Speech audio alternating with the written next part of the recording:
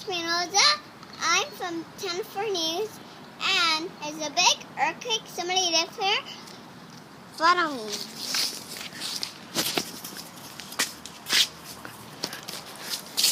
How you feel?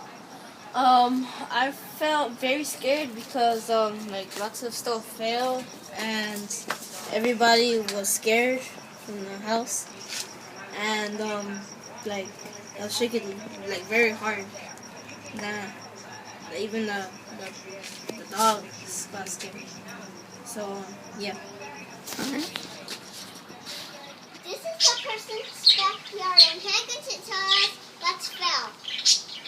Okay, the stuff that fell was the brooms, the shovel, the rake, and the bricks. The bricks are right here, all packed up, and the brooms and the other stuff, they're right here in the little water there.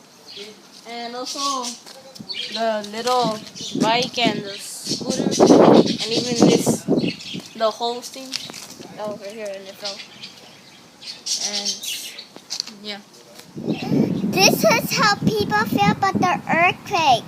Kira Espinoza, thank you guys, Studio.